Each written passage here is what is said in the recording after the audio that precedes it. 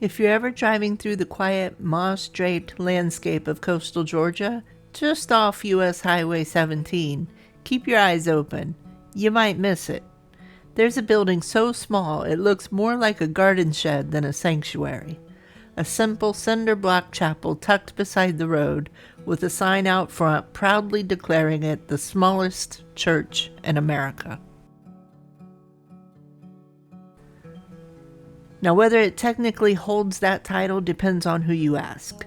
There are a few tiny contenders scattered around the country, but that's what it calls itself, and that's how most travelers know it. But its size isn't what makes this chapel remarkable. What makes it unforgettable is this.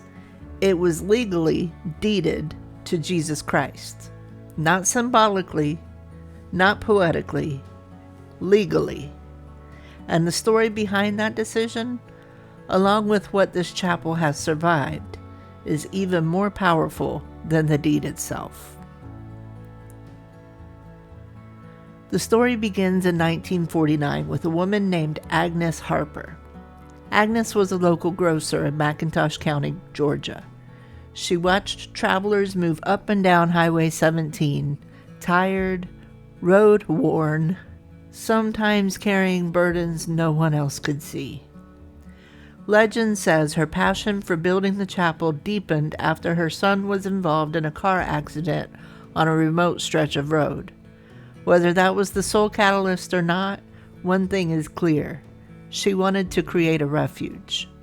Not a grand cathedral, not a denominational stronghold, just a small, quiet space where anyone could pull over, step inside, and breathe. With around $250 and sheer determination, she built a tiny 10 by 15 foot chapel, roughly 150 square feet, seating about a dozen people. It had a small pulpit and stained glass windows shipped from England. It was humble. It was intimate. And then Agnes made a decision that would turn this roadside chapel into a national curiosity. When it came time to file ownership paperwork, Agnes didn't put the chapel in her name. She didn't create a trust. She walked into the county courthouse and deeded the property directly to Jesus Christ. In legal terms, that's unusual. Property law typically requires a recognized legal person or entity. And yet, the deed was recorded. Christ's Chapel became, on paper, the property of its namesake.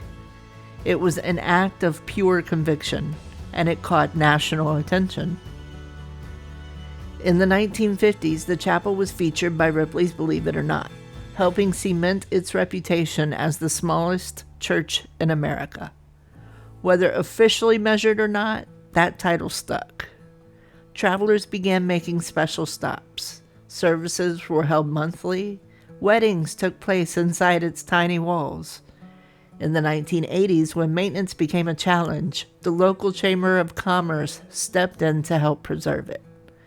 For decades, the little chapel endured, steady, simple, unchanged.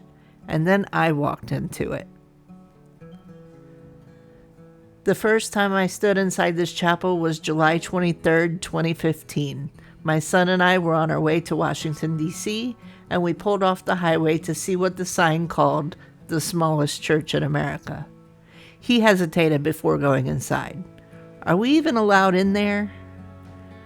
I told him I was pretty sure no one had ever been kicked out of a church for quietly walking through the door. We read some of the prayer notes left behind, took pictures, noticed the stained glass catching the Georgia light. It felt peaceful, light, intact. 4 months later, on November 28, 2015, the original 1949 chapel was destroyed in an act of arson. When I think back to that July visit now, I realize something. We weren't just stopping at a roadside landmark. We were standing inside a building that had survived nearly 70 years, only months before it would be gone.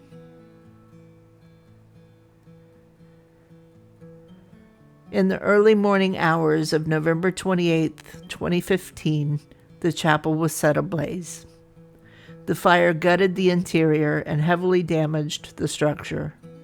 The wooden chairs, the pulpit, the original interior reduced to ash.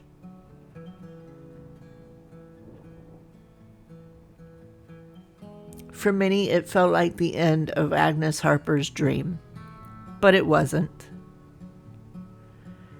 The destruction sparked something extraordinary. Donations poured in from across the country. Volunteers stepped forward. Materials were offered. The chapel was rebuilt to mirror the original 1949 design as closely as possible. The same tiny footprint, the same intimate layout. In 2017, it was rededicated and reopened. Security cameras were installed. But true to Agnes's vision, it remained open 24 hours a day. No locks, no keys. When Dusty and I returned on February 20th, 2020, we went intentionally. I knew it had burned. I knew it had been rebuilt. I knew this wasn't the same wood or glass my son and I had stood inside in 2015. The footprint was the same, the layout familiar, but it didn't feel identical. The stained glass looked newer, the wood brighter, the space quieter somehow. Not darker, just heavier. When you stand inside a place that has already died once, you experience it differently. You notice more. You respect it differently. You understand what it survived. Today, the chapel still welcomes travelers off Highway 17. Prayer notes still cover the bulletin boards. Messages written in different languages, requests, gratitude, grief, hope. It still holds small services. It still hosts weddings. It still stands open, a tiny sanctuary beside a busy road. Christ's Chapel is more than a quirky roadside claim to fame. It's the story of a woman's faith. It's the story of a legal decision that defied convention. And it's the story of destruction met with rebuilding. I saw it before it burned. I stood inside it after it rose again. And maybe that's the part that lingers the most. Not the size, not the sign, but the reminder that some places, no matter how small, carry stories bigger than themselves. Thanks for wandering with me.